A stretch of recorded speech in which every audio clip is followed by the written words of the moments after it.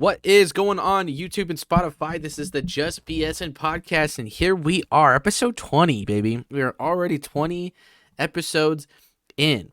It's kind of surreal to even think that we have 20 already in the bag, and yeah, we still got a lot more to do and a lot more to talk about, a lot more things to prove for sure. But today, obviously, from the title of the show here, Super Bowl Sunday is this weekend. So we're going to be starting off with that, and then we'll head into some more Cavs talk. But yeah, Andrew, how you doing today? Dude, I'm feeling good. Episode 20 is here. Dude, we've been so consistent, so good. It feels so good to continue to do this, and I'm ready for Super Bowl Sunday. Oh yeah, oh yeah, and we have some. I mean, we do have some certain goals for how the podcast is going to look in the future. Yeah. I think that'll be a little bit more down the road as we just get more and more accustomed to everything. You know, we definitely have a lot more things that we want to do with the pod overall. But we are just having fun right now, and it's super fun to get it together every week and just kind of BS about some sports. Just talk about the things that we like, and obviously we are homeboys for the most part in terms of our teams here. With Cleveland, but since it is Super Bowl Sunday, we are going to be talking Chiefs and 49ers, which is a little bit different. We honestly should have gotten your 49ers buddy on here again. We should have done that. Yeah. I But didn't think about the last too little second. too late. Yeah. Yeah, too little too late. But yeah, Chiefs and 49ers. I mean, that was pretty much, I'm sure, a lot of people's like generalized Super Bowl heading into favorites. That was two teams that you could have seen very well get there at the end of the year, and it just depended on how the things fell. And the Taylor Swift effect is in for the Chiefs. And in terms of the 49ers, I mean, they've just been pretty dominant throughout the entire year. I mean, fortunately, the Browns got the best of them one time, and that was a highlight of our year for sure. But like, for the most part, this is a pretty even matchup. I mean, these are two great programs, two great teams that are both coached very, very well. There's some minor things I think that one team has an edge over the other. But overall, this is going to be a fun matchup, and I'm really curious to see if this is going to be more of a offensive game or a defensive game, because both sides of the ball for both teams are pretty solid. I would say, San Fran has a slightly better defense, but it's not like the Chiefs have been a slouch defense at all this year. Their defensive backfield has been pretty solid this year. I don't really care for their front four, but Kalarfis has been a great addition to that team. Obviously, Jones is a machine too, and they're just no slouch team, and they've been there before. And obviously they're coached by one of the greats in my opinion. I mean, Andy Reid's a goat. He's going to go down as one of the greatest NFL head coaches pretty much ever, just in terms of his his resume. So I say for first off, let's go ahead and just get into some strong points. And we'll just go ahead and just go to Chiefs. So I'll start off with you. What do you think are some strong points that you think are going to be really favored for the Chiefs in this game? I think the major thing for the Chiefs is it's not just Patrick Mahomes' play. I think their run game. I think their run game is one of the best in the league. Isaiah Pacheco is really, really good. Now I know Edwards-Helaire behind him hasn't been too fantastic in the last couple of years. Obviously, He's been better over the last better. few weeks, especially now that he's like healthy. I think now, yeah, like you said, now that he's like full on healthy, like he's still a good running back. I'm not like discrediting anything he's ever done. Like he is a Super Bowl winning running back. Like let's not forget that. Like he's been in this position before, and I think it's just the dominance that Isaiah Pacheco has, because I could see him and McCaffrey just kind of going toe to toe and just allowing Pacheco just to run all over it. Because San Francisco 49ers kind of rush defense is middle of the pack. It's not one of their biggest strong suits as, their passing game is, because obviously the guys like Fred Warner and, their CBs and DBs or what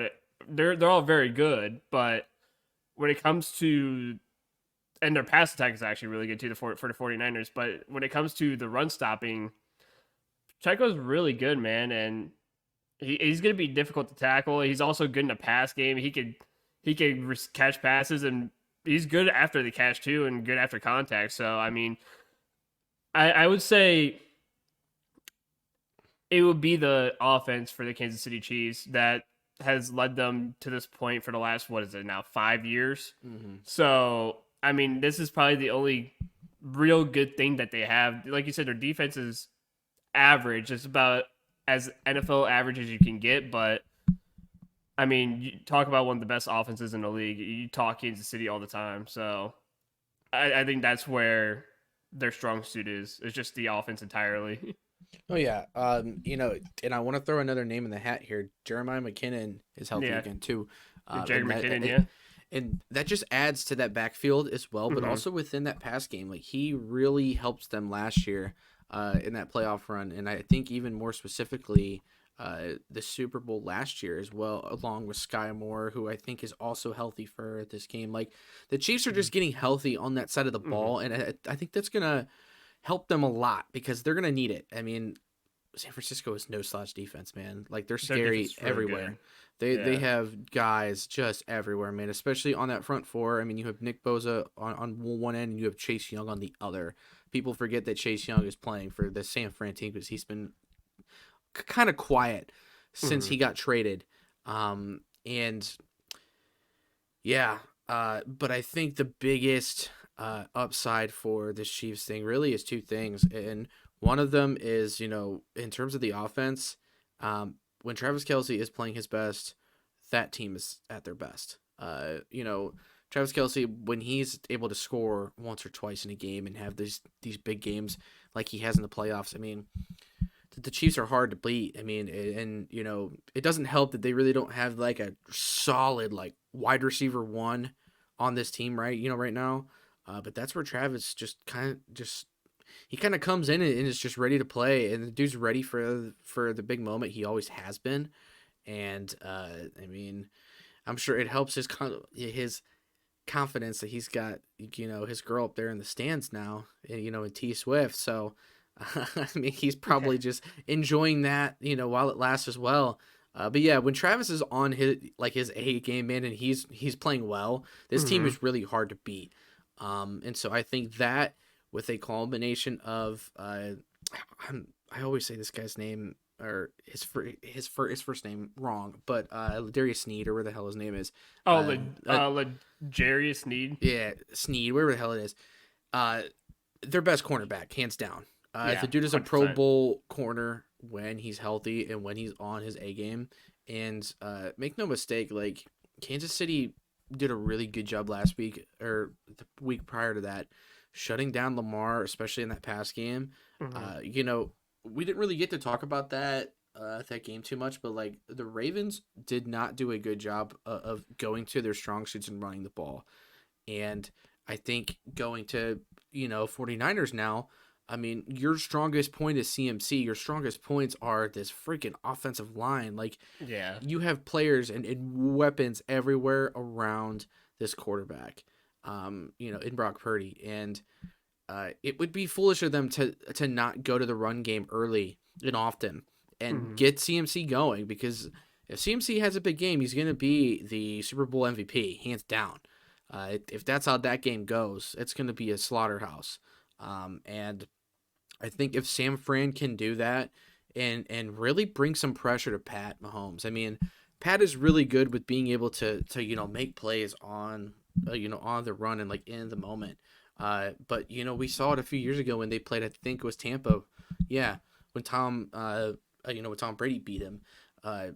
They got to Pat Mahomes like damn near every play, and Yeah. he was just in hell in that game.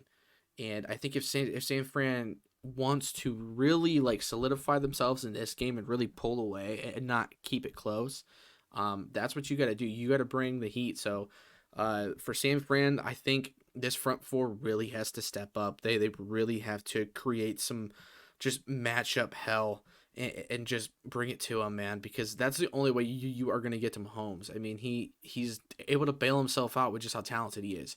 but you have to do your job and do it well and do it often if you're going to have any chance against them. So I think between that and again, run the damn ball because honestly, Kansas City is not the greatest run defensive team in the league, and that's why going into that freaking Ravens game, it made no sense that they ran the ball 11 times against them. It just made no sense with how close that game was. I mean, 17-7 final score there. It just made no sense to not use Lamar in the run game or not use Gus the Bus and just use these talented running backs that they had. It made no sense. So I hope for San Fran's point of view, I hope that if they really want to win this game, they go with what they know and it's run the damn ball, run it early, get him going, and open the field up for Brock Purdy. Yeah, no, dude, I completely agree, and I think when it comes down to it, I think this matchup is probably the best matchup possible for the Super Bowl because these are two very high-powered offenses and two good defenses. Like, I would say these two are probably the two of the best, like, well-rounded teams in the league, like hands down. I would say Buffalo's kind of like one of the others and whatnot, but I would say if you talk about well-rounded ball clubs, I would say Kansas City, San Francisco, like very, very easily. And no, I like what you said about San Francisco. For them, get the ball rolling with CMC like from the jump. Like he's probably going to be the biggest difference maker in this entirety of the Super Bowl because he's just a straight up playmaker. He will get you 100 yards on the ground by the third quarter, and he's one of those guys too. He's done it numerous times where he's also got 100 yards in the air, and he's a guy who is more than capable of doing that in this game too. He could get you 100 yards on the ground and 100 in the air, and he's had 1,000 season, 1,000 rushing and 1,000 receiving. So I would say for San Francisco, like you said, just get CMC going. Like start it off fast, let him just run the ball, and then next thing you know, you got Brock Purdy throwing it to Deebo Samuel, Brandon Ayuk, just all night long. And I mean, that's been their game plan all season long. Was run to hell with CMC, and then that opens up Deebo, opens up Brandon Ayuk, and they like to run those jet sweeps too with Deebo or Ayuk as well. And that confuses defenses as well because they'll both run past each other and you don't know who's going to get it. They're both rapid, they're both quick. It's one of those things where Kyle Shanahan can just kind of scheme away and just kind of confuse defenses, and he's very good at doing that. And I could say this is going to be a tough day for the Chiefs defense, but also too, I think could be one of the biggest shootouts we've seen in a Super Bowl in a long time because it might be less defense and just Mahomes and Purdy just letting it fly the entire game, and you might not see a whole lot of Pacheco. You might not see a whole lot of CMC. You might not see a whole lot of Jerick McKinnon or Edwards-Helaire. You might see both quarterbacks with 350 passing yards, 400 passing yards, and one of the biggest shootout games in Super Bowl history. And I'm sure that's what we all want because, it makes the game more fun and exciting that way. but I mean, it's one of those ones that's going to be very difficult to call when it comes down to it because again, these two are just so evenly matched that it's just beyond ridiculous, dude. Oh yeah, and I think one more name that I really want to see make some plays for this game too, especially for the 49ers, is George Kittle. Yeah. I mean, the dude is one of the best tight ends in the league. That's another matchup too that's great. Kelsey versus Kittle. I mean, that's pretty much tight end 1 versus tight end 2. I mean, there's not many tight ends in this league that really match up to either one of those guys in terms of their their talent. And I would say Kittle is even a better just overall tight end because he's able to block as well as he did. I mean, dude, he's a great blocker. Really took it to the Lions last week. I mean, Hutchinson had a rough game against him whenever he had to go up against him, and it was a pretty interesting thing to see, and it just reminds you of just how large of a human being he is. I had that dude on my fantasy team, and I swear to God, he would barely get above 3 to 5 catches. I mean, I think he had one game where he like had more than that, and I would like for them to utilize him. And I think especially with a quarterback like Brock Purdy, I don't see why you don't want to go to your tight ends more. I mean, that seems like a pretty solid bailout, especially when you need it to. And I get it. You have Debo, you have Ayuk, you have CMC, you have a lot of these guys that you could pass it to. But George Kittle is no slouch. He's very good. So that's another name that I would love to see get thrown in this game a little more. Yeah. And just really show them off, because honestly, like, that is a really, really fun matchup at the tight end spot for both teams. And I think that goes into my next point of just each team's flaws. And I guess I'll start with the 49ers because we've been talking about the 49ers. I mean, there's very few. I'm not going to lie. Like, there's very few flaws in this team. I would say their defense is a little bit more flawed than their offense. And one of the things that I am going to say, and what I started to say earlier about Chase Young, is he's been quiet since since he's gotten to San Fran. There's rumor that he's not really given a lot of effort. He seems to quit on on plays at times. It's a very weird thing to see develop, and you wonder what's going on with him personally. And if he goes into this game and he's not mentally ready, that can make a huge difference for the Chiefs, because then you only have to worry about Bosa. And don't get me wrong, that's still a hassle. But the one upside to San Fran as well is they have guys behind him that are still starting quality guys. It's insane to see that defense and just that team's roster overall, and not say, yeah, this team should be a Super Bowl winning team, because they've essentially surrounded a decent quarterback. I mean, Brock Purdy is no slouch, but I think during that Browns game we really made him look human, just because we were able to shut everything down that usually opens things up for him, and literally just put it all on him, just like you do with guys like even Lamar. That's why the Chiefs won a few weeks ago. It's because you put Lamar in a position to pass the ball when he doesn't necessarily do that the best, especially in that more of pocket, presence sort of quarterback. That's not really him. Where like Brock Purdy is that. He's more of a system guy. And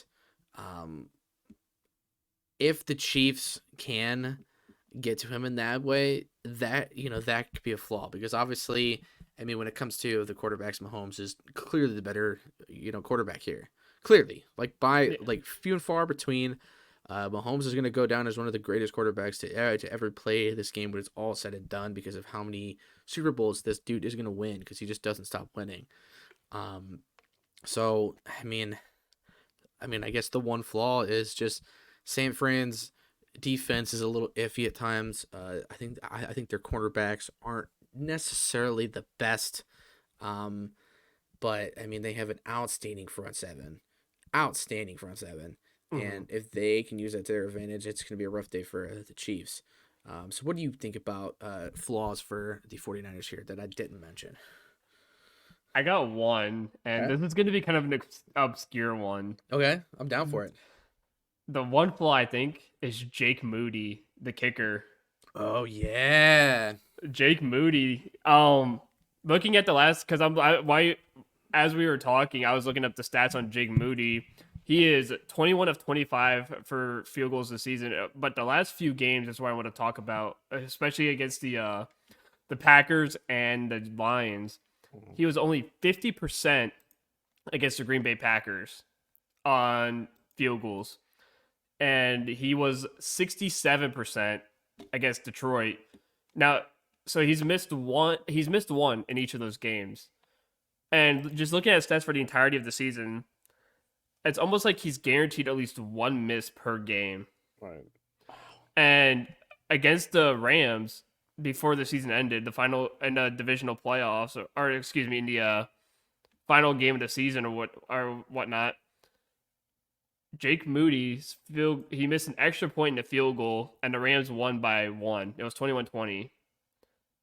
So I think that's a flaw because in a game like this, you have to make everything. Yeah. Otherwise, that game's going to end just like the Rams did. It's going to end 21-20, and you're going to be shooting yourself in the leg like, damn. Well, If I just made one of those kicks, if I just made one kick, the game's over and we win. Like, it didn't matter what it happened in the second quarter, third quarter, first quarter. Yeah. Miss one kick, it's game over. You cannot miss a single. And I think Jake Moody is due because Harrison Butker is just like Justin Tucker. He's almost just automatic. Yeah. He's automatic like every single kick. So Kansas City has nothing to worry about with Harrison Butker, but Jake Moody. Especially because this is going to be in a dome. I mean, this is in Las Vegas. And guess what? Those last couple games that the 49ers played in, the ones that he missed were dome games. I mean, the only other ones that he did miss were against us. He missed 2. He missed 2, including the one at the end for us to steal it. Because I mean that one would have won them the game. And it would have 2 field goals that game because obviously, I mean, Cleveland is one of the hardest places to kick at. Let's make no mistake. That's fair, and that's a fair because it's a fair one. He was a rookie. He hadn't missed a single kick before that. He was due for it. But that's a pretty good point. I can't lie. He's due for he's almost due for a miss every single game. He's missed at least one almost every single game this season. He is, I think, what was it? He is tied tied 12th in points, and he is 24th in field goal percentage. He sounds a lot more like Katie York the more I'm hearing. Don't get me wrong. He's only missed 4 field goals all season, 2 against the Browns and 2 recently. All right. But he's also missed, I think, 2 this postseason. Yeah, he's missed 2 this playoffs. So he's 21 to 25 in the regular season, and he's already missed 2 this playoffs. In every single game he's played in the playoffs. So just keep an eye on Jake Moody maybe missing a crucial field goal at some point in the game. That could really deter a game. These teams have got to stop throwing the house for young kickers. Like you need either a quality veteran, like how we did it. I mean, going after D-Hop was important. I mean, I know it sucked for us to get rid of Cade York. I really did feel bad for for the kid, and who knows if he'll ever be in the league again. But I mean, to make that a thing, to make that trade. For us to do that, it was such a huge game boost for us because we won so many games because of D-Hop alone. Mm-hmm. I mean, just with the amount of games that we had won by a field goal or less because of him was incredible this year. It was a big reason why we had 11 wins. So, having these young guys kicking the ball, it can be flawed at times, and that's a very good point. At the end of the day, these games are nerve-wracking for these young guys. So a guy like freaking Harrison Butker, he's not going to be phased by it. He's been here before. He's won been multiple to Super Super Bowls. He's been there and done that. I think he kicked the game winner against the second time they played Tampa Bay. I think so. In the Super Bowl, he kicked the game-winning field goal. Yeah. So I mean, he's got the ice in his veins to do it again. Yeah. So I mean, that's a very good point, and I'm glad you brought that up because that's a very good point. Kicking is going to be a crucial thing to this game. I really do believe that. Even just with PATs, dude. Imagine if he chokes a PAT, and that's the defining factor. I mean, that's off-season talk all year long, and that's hey, do we got to go be like the Browns and go trade for a guy to kick for us? It's very, very interesting to note. And the funny thing is, you had Robbie Gould, who was one of the better kickers in the league, mm-hmm. and you gave it up for a rookie kicker. Yeah, it made no sense. I mean, I don't know why you would get rid of that, but hey, I mean, I think if you would have traded Robbie Gould, I think you would have gotten another veteran kicker who's obviously younger, like a Dustin Hopkins, but he's just as effective. Because don't get me wrong, Robbie Gould was 30. He's 38 some years old, so obviously he's getting up there in age. Yeah. But I figured you do what the Browns did. It's listen, we'll just get a D-Hop who's our age, like 28, Yeah. 29 years old or something, like still young, like a young and could still kick well. And so I don't think you go out there, draft a rookie, and now here you are in a Super Bowl and you have to rely on a rookie kicker to make probably the most crucial field goals and extra points of his entire life. Yeah. And if he misses just one, I mean, fans are ruthless, man. They will go after him. They will find him and do stuff to him, and they're Yeah. they're gonna harass him online. And it's Like such a mental game to kick. I mean, it's not so much physical, it's mental. It's like golf in my opinion. I mean, golf is kicking is hard. so interesting, but yeah, like it's a lot It's just harder than mental. people give credit for. And yeah, if your fucking mental is off even just a little bit when It's it comes over. to having a kick, it's over. And that's what happened to guys like Cade York.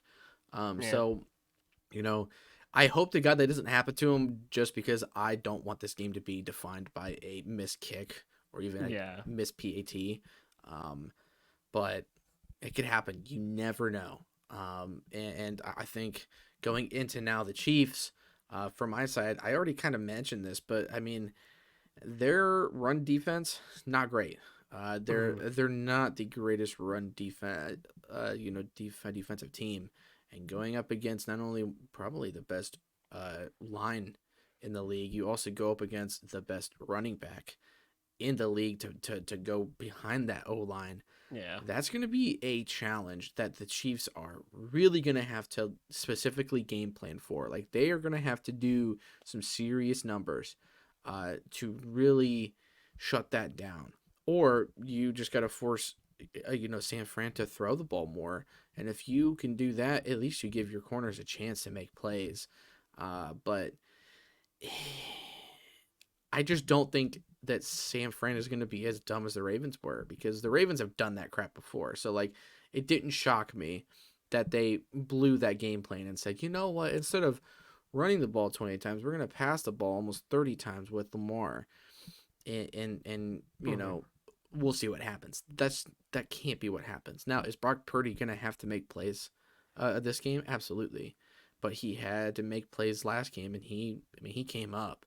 He came up big for them against Detroit. So uh, if the Chiefs can stop the run game, it'll be a much closer game. Otherwise, this could very well be a shootout. Like I'm saying, like both teams scoring above 30. I don't think it'll quite be like a 45 to like 42 game. Although that would be something. That would be a Super Bowl for the ages. A 45 to 42 Yeah. game. That would be lit. That would be fun for the whole game. It would be so much fun. Do I think that's gonna happen? No, no, I don't. No, I don't. Just because the Pats also just don't have enough weapons, and that's another flaw too. Is beyond Travis Kelsey, beyond Pacheco, who do you got that you trust? Who do you got that you can trust to put the ball in their hands and make a play? Beyond those two, there's not much. I mean, Kadarius Toney has proven to drop balls. Scanling has proven to drop balls. You have guys like Sky Moore who have been out, McKinnon who have been out. They can be rusty. They may not be ready for it. You even have McCole Hardman, who in that last game had 2 fumbles in like 3 of his appearances. It's the Chiefs have not had great play from any of their special teams guys, Yeah. and you really need somebody else to step up because if they do hone in on Travis Kelsey like they should, because that's their biggest weapon, and as I said, if Travis Kelsey plays well, the Chiefs play well. So if you can shut him down, you might actually give yourself a chance to keep the Chiefs under 20 21 points because they are totally capable of not doing that. They've had bad games, this year, but they've gotten lucky and they've just found ways to win games because they're just experienced and they know what they're doing. But yeah, the Chiefs definitely have a lot more flaws. I would say their offensive line is also not that great either.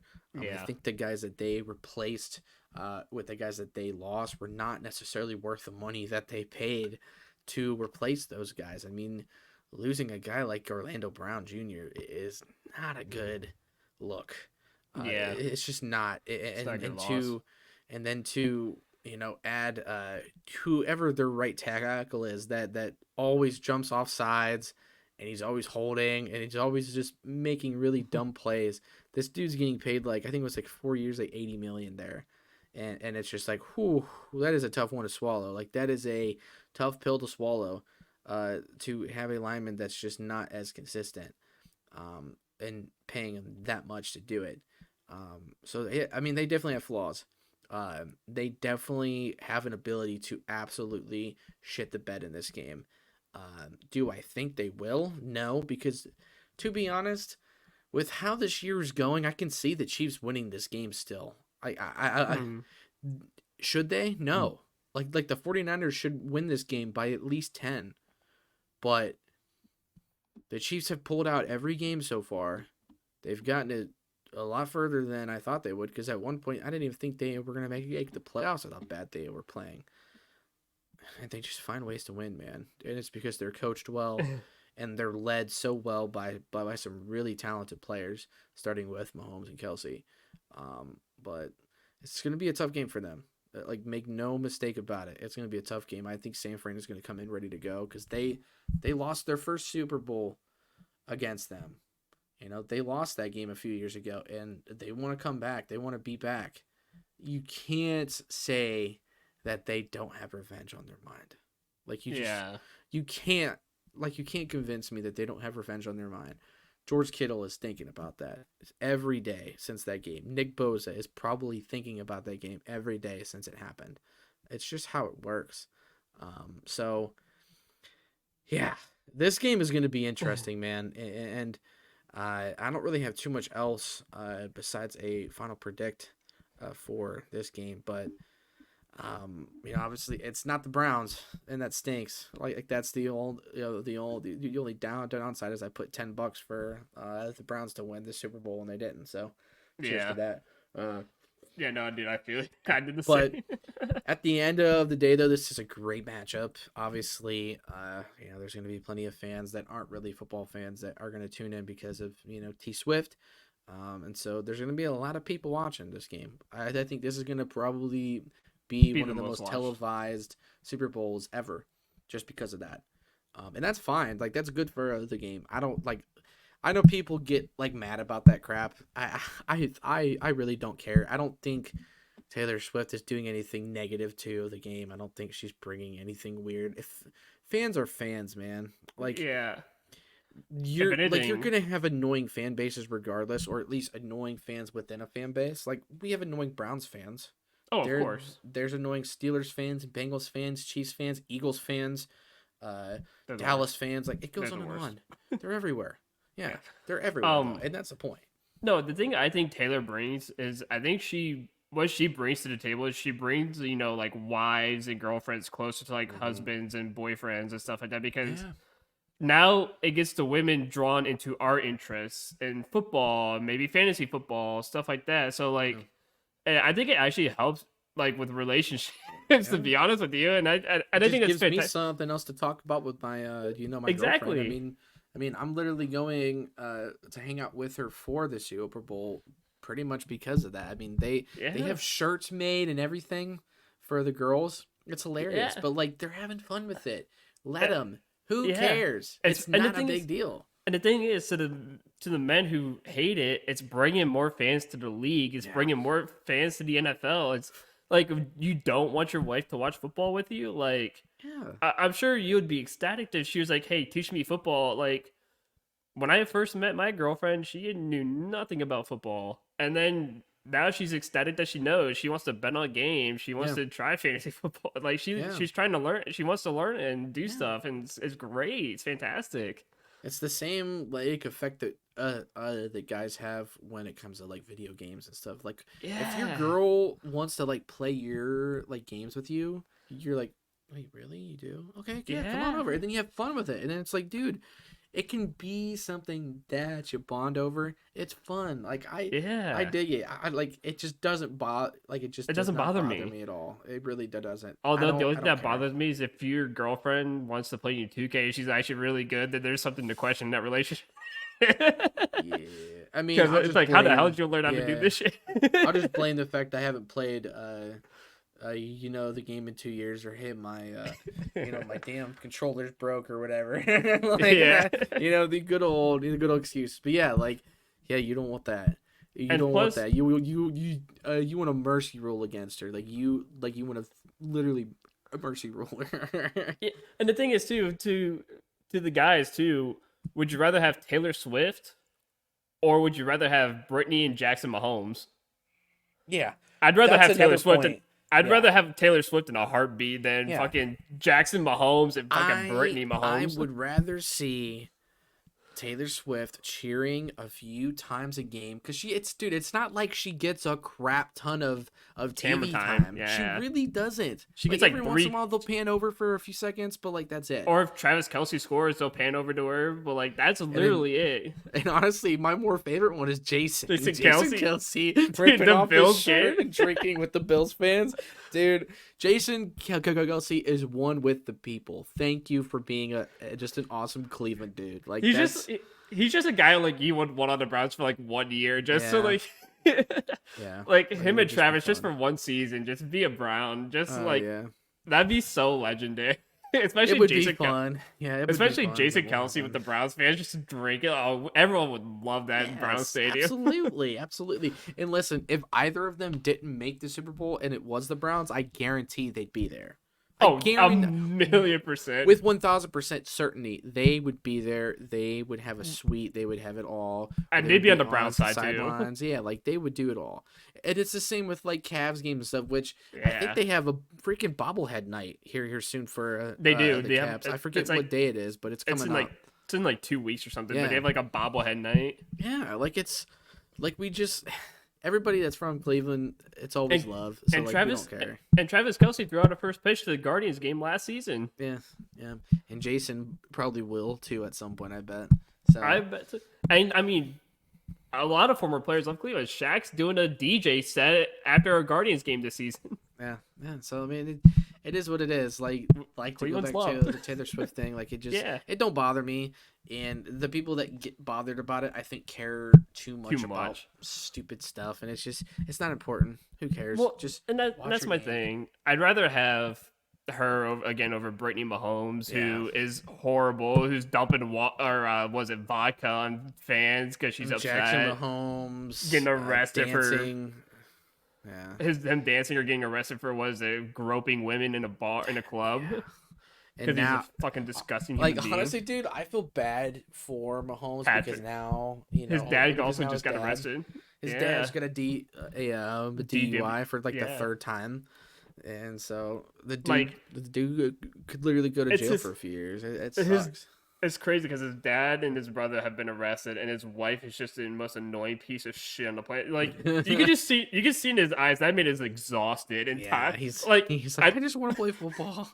like I don't hate him. That's like the thing is like people want to hate him. It's like I can't hate him because I just feel so bad for him. Like Yeah. because like football is like okay when he's on the field, I fucking hate Patrick Mahomes. I hate how like announcers glaze him every fucking Yeah. game and stuff like.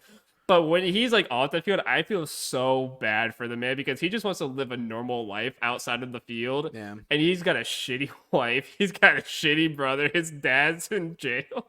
Like it's like, oh my god, this poor guy. He just wants to be normal, and he just can't have 5 minutes to himself and just be like,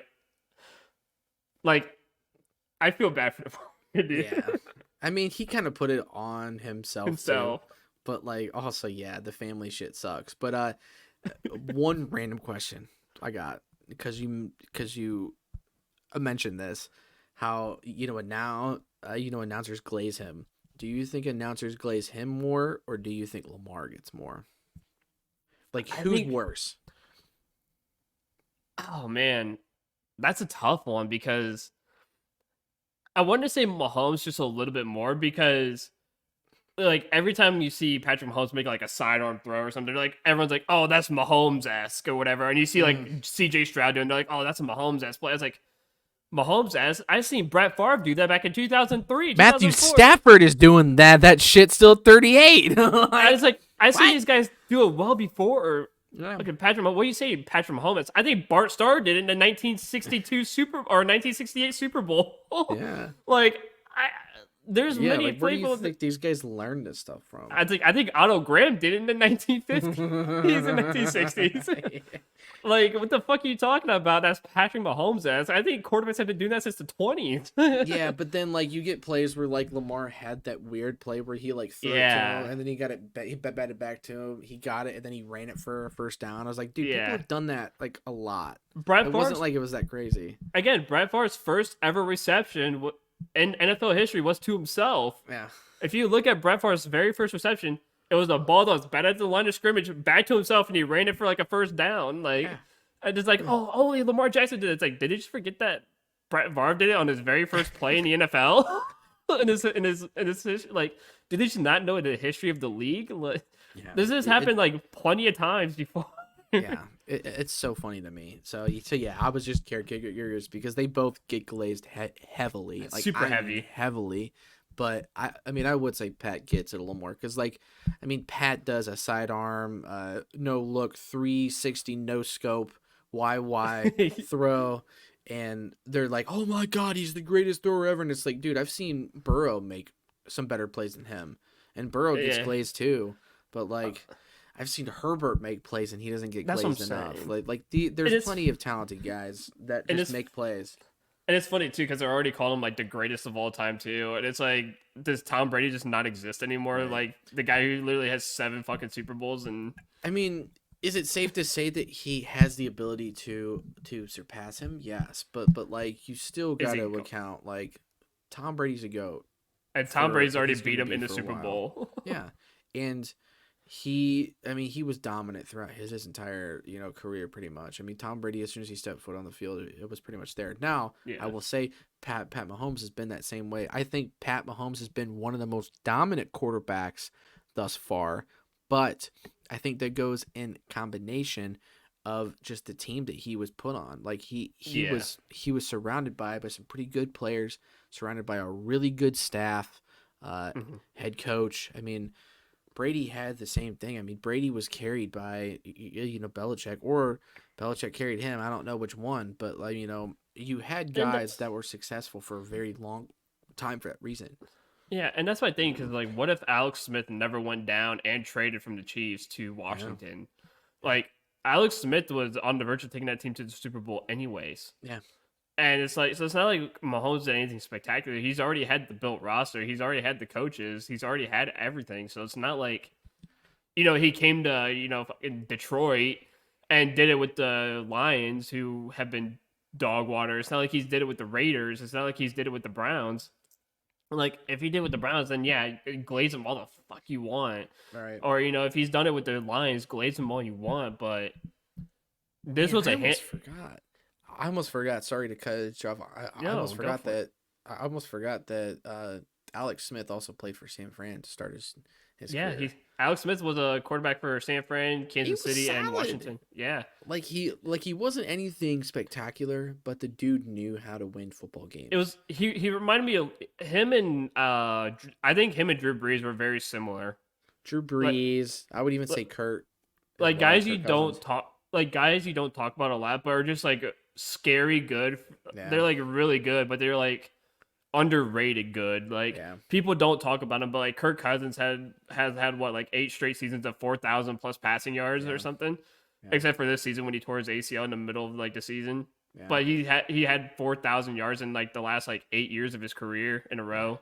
So it's like, and everyone's like, "Oh, Kirk Cousins is just dog shit," whatever. It's like, Yeah. He's a game manager, and it's like, dude, He this literally- dude has the ability to throw up 5K yards if he's.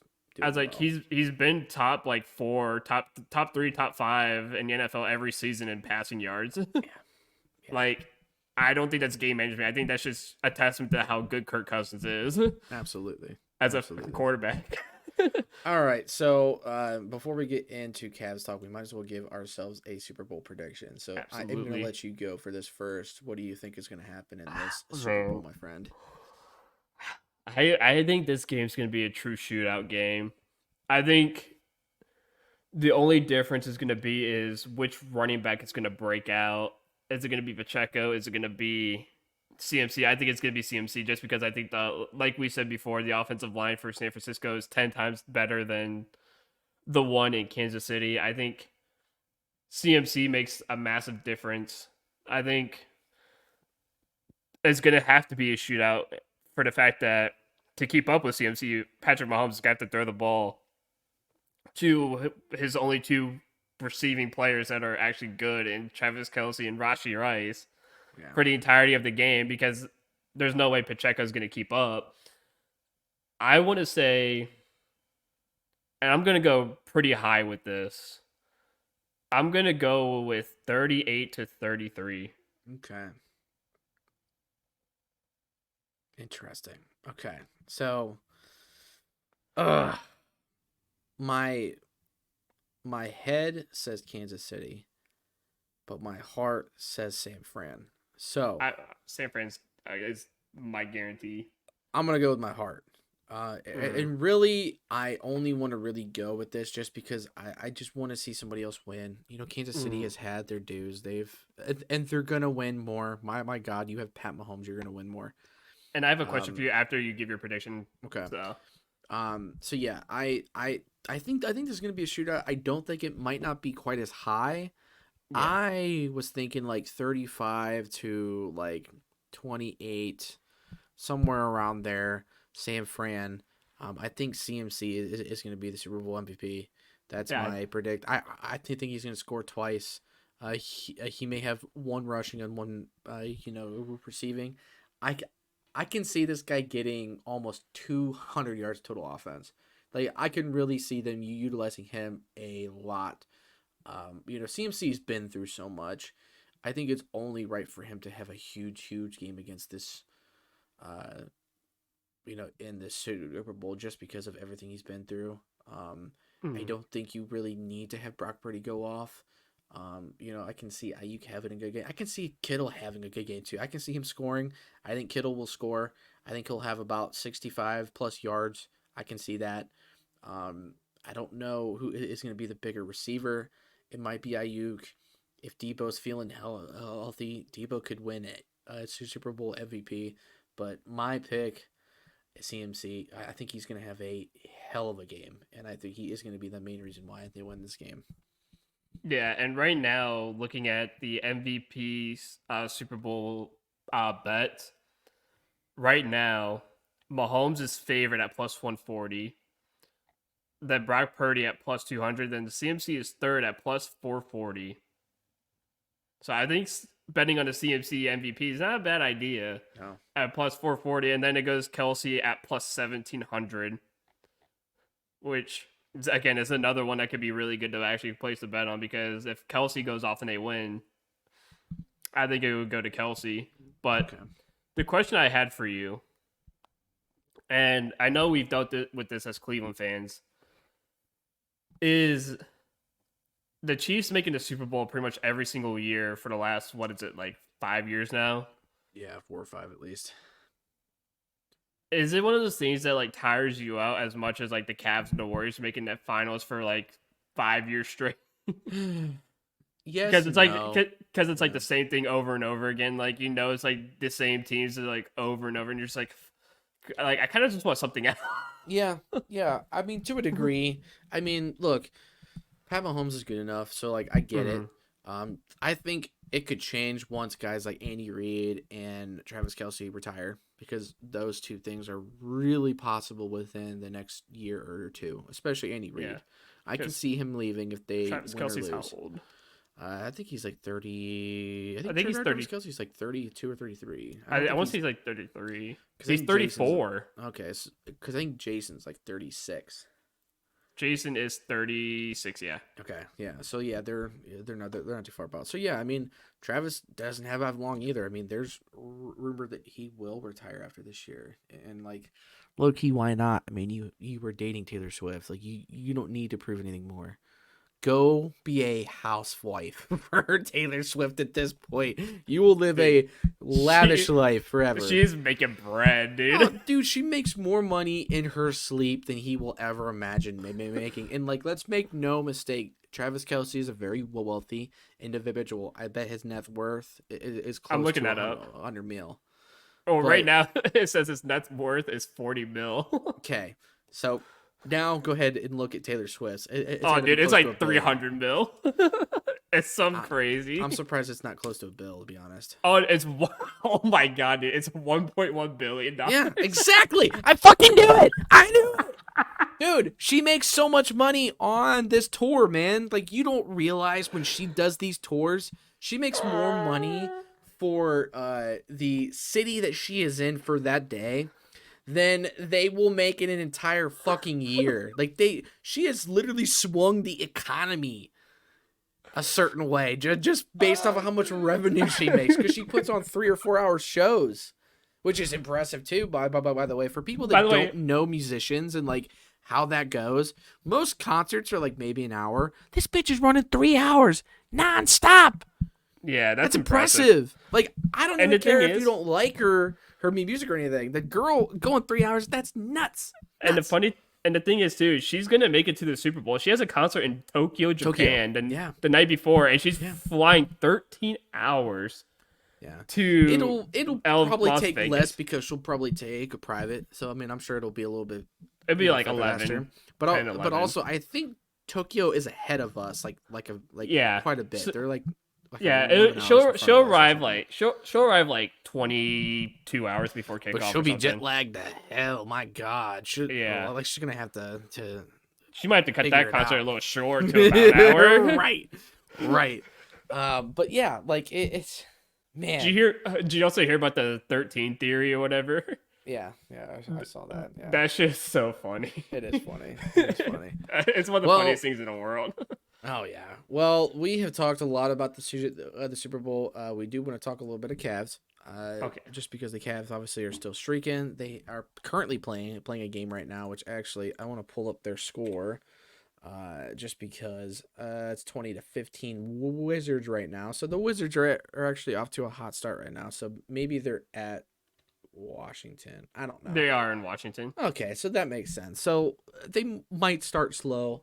Who knows? But still, 14-2 in the last 16 games. They are continuing to dominate teams. They're continuing to overcome a lot of deficits.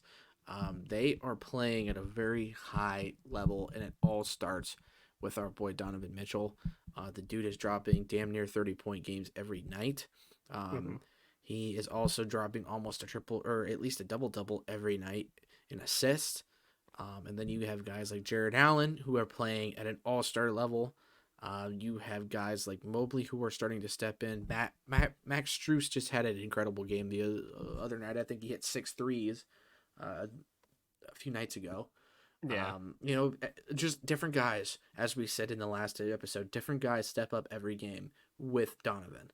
And it just makes his team so much damn fun to watch. I love seeing what this Cavs team is doing right now because it's proving a lot of people wrong. And I mean, hell, we're top of the Central right now. We're a half a game above Milwaukee. We're second behind the Boston.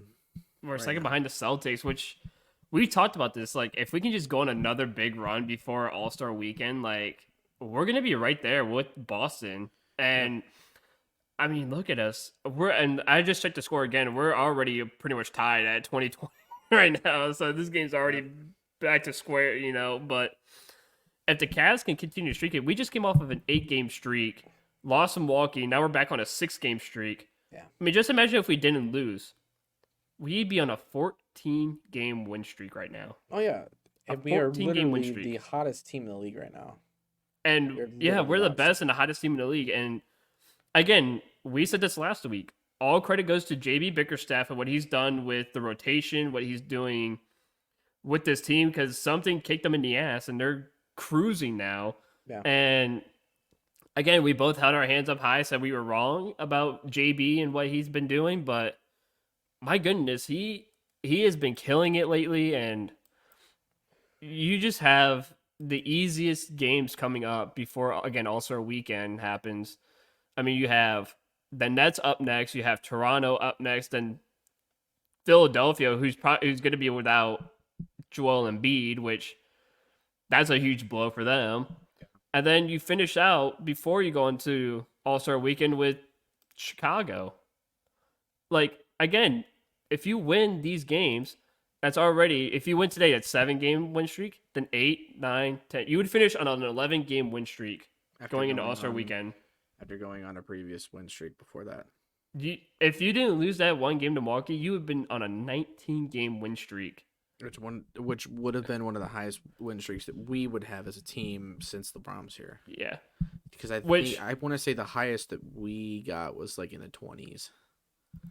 I think that 22 or something. That was for the Cleveland Guardians, yeah, the Cleveland Indians. They went on a 22. They broke the MLB record. It was like 22 wins or whatever. Mm-hmm. 20, and that was at the end of the season before the playoff, because that was from like that was the last like pretty much like 22 games of the season, I want to say. But if we would have beaten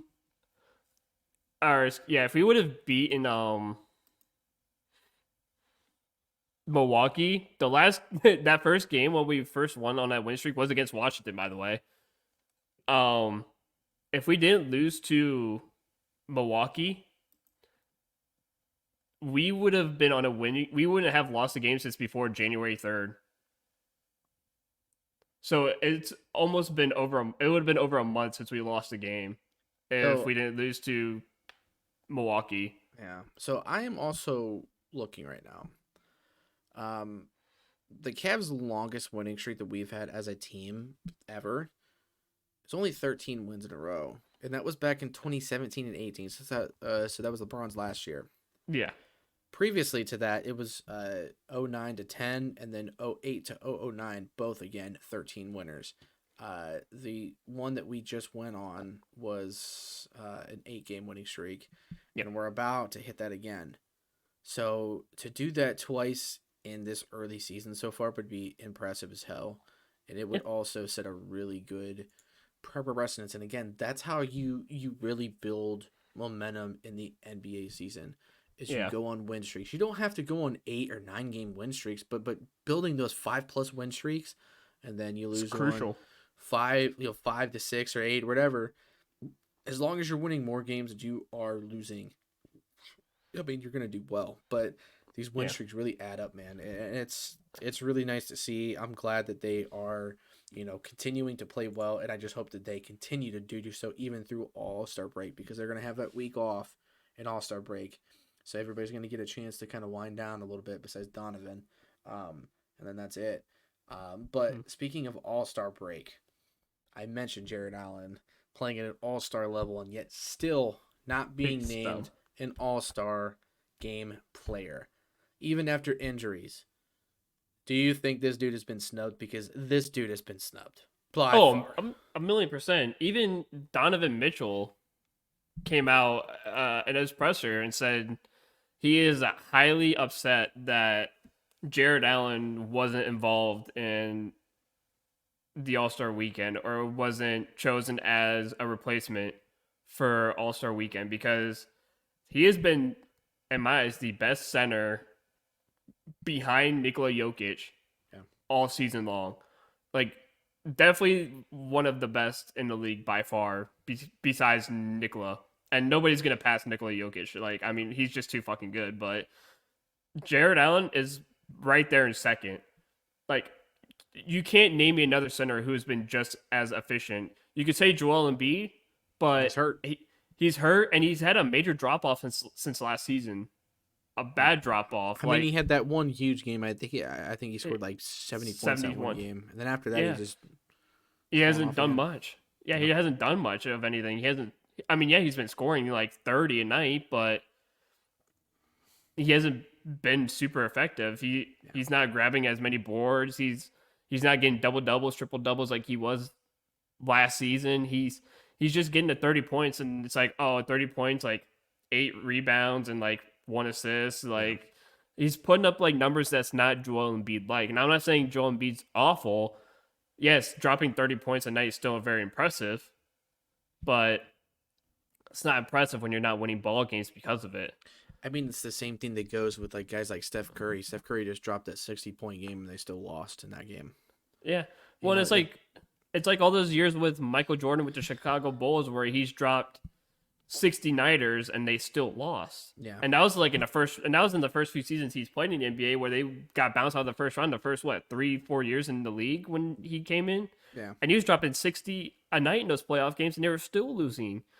So, and it's the same thing, like you said, with Steph Curry dropping 60 the other night. They got smoked. They still lost. Yeah. You know, you got all these guys dropping 60 a night now, and they still can't win games. Like, you just had 115 points. You had a guy who dropped half of those, and you still can't win. And that's so pathetic because, again, now you're looking at a team like the Cavs where, yeah, we don't need to drop 60 points for one guy and we lose.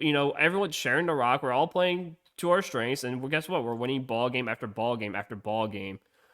We're not like we haven't slowed down yet, and I don't know, man. Just Jared Allen not being in this All-Star weekend. I mean, he's been getting double double after double double after double double.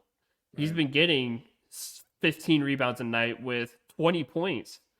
Like, why the hell hasn't this guy been put in the All-Star game? Because, again, can you think of a center in the Eastern Conference better than Jared Allen?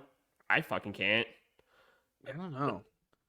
I don't know anybody in Eastern Conference who is better than Jared Allen. Because Nikola Jokic is out west.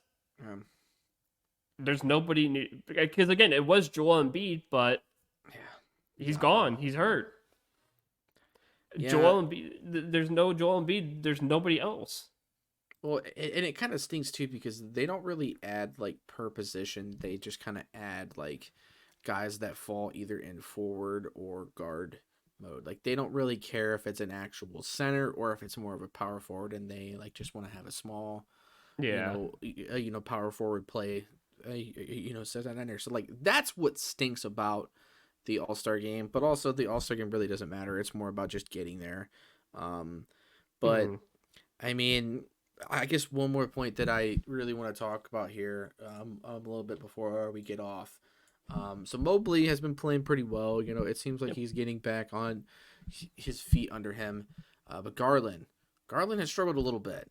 And I'm just curious if you are worried about him or if you're just like, just give the kid a little bit more time and see what he does. Because, right now it's not like he's playing bad, but, he's still turning the ball over a little bit. He's not necessarily scoring the ball a lot, but he's still getting his teammates involved. So it's not like he is being detrimental. He's still a plus over minus on the field usually. So are you worried about Garland, or do you think he just needs a little bit more time to kind of get acclimated again and get his feet under him?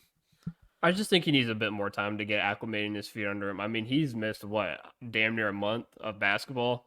I think because of that. Yeah, and again, I think we talked about this before in one of our first few episodes. When you come back from an injury, it's tough to just get acclimated right away. It don't matter if you're a professional or not. Just coming from any kind of injury is very difficult to get back to where you were in just a couple games. Right. I've always said, however long you've missed, it's going to take you just as long to get back to where you were. Yeah. So if you missed a month and a half, it's going to take you about a month and a half to get back on track and get back to, dropping 25 a night and getting back to the. But again, there's other ways that you can be effective, and Darius is doing that defensively. He's doing that with assists. So it's not necessarily that he has to score points. Right. He's being effective in other ways. And I mean, his leadership too is also another way he affects ball games. So he's finding ways to help lead his team that isn't necessarily scoring the normal 25 a night he is. Yeah. So, but that's been my big thing. However long you miss, it's going to take you almost the exact same amount of time to get back to where you were. Yeah. And again, we're still winning games, so it's not like it's detrimental to the team at all. Like it's really not hurting us at all. It's not like he's playing heavy minutes. You still have Donovan being the point guard essentially. You still have LeVert that's able to do that, and you have guards now that can shoot anyway off the bench and on the field at all times. So again, it's not like Garland is being a super detrimental player to this team. He just needs a little bit more time, I think. I know he's dealing with some knee soreness as well, which has been a thing. I know he's playing tonight, but That's a thing too. It's just he just needs to get his feet back under him, I think. And once he gets back into a rhythm and he starts to get his confidence back, his shot back, I think that's when you're going to see a much more productive and much more potent offense with Garland in there, because we all know what he's capable of. We all know what he can do on the court. And I think last year during that playoff run, I think Garland was the only guy on offense that was really doing anything for us. He was the only one that was being fearless enough to throw up threes and at least, score the basket. Like, even Donovan played like crap last year against the Knicks. Like, he really did. He didn't play well. I think he played good against them in the first game where he dropped like 40. And then after that, it was just like 20 points, 20 points, but it just wasn't really anything major. Yeah. And Garland, I know in that game I went to, I think he dropped a 30-point game. I think Allen and Mobley had a better game. Like, it was just a better overall game. Like, even I think Donovan had about 20 points in that game. So, like, we all know what Garland's capable of. We all know that he's capable of, literally having a 40-point game. He just needs to get his feet under him. And I think once he does that, this team is going to be absolutely sky's the limit. And it is going to be nasty to watch. Oh, yeah. For sure. All right. Well, that is pretty much all we got for today. I mean, obviously, we talked a lot about the Super Bowl. Again, I still think the 49ers are going to win that game. And again, we got the Cavs. I know one more thing I want to add, too, is the Browns have a new offensive lineman coach. They just added him this morning. And I'm going to pull up his name again because I am blanking Dickerson. For some reason. Dickerson. I know he has had a pretty good track record with Seattle. Andy Dickerson is the guy's name. Yeah, Andy Dickerson. He did really good with Seattle. He's also a product of McVay, which I think McVay guys have always been pretty good. So I think coming out of that tree, I think the dude's going to be just fine. I think he's going to fit in lovely. Seattle was like top 10 against teams in terms of giving up sacks last year, and they used like 11 linemen last year. So, that's nice to hear, especially with how well our line seemed to hold up even through all of the injuries that we had.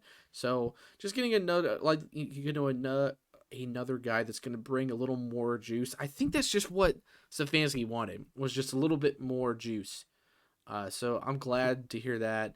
I hope we get a chance to hear from him soon. I know we heard from Ken Dorsey earlier this week, or it might have been last week. But either way, the staff is finally getting cemented, and we're getting there, man. Soon it's going to be draft time. It's coming. So get ready, folks, because once that time comes, we're going to have a lot more to discuss, and it's going to be a lot of fun. It's one of my favorite times of the year is draft time and free agency. So it's one of my favorite times of the year for the NFL. So I'm really excited about that.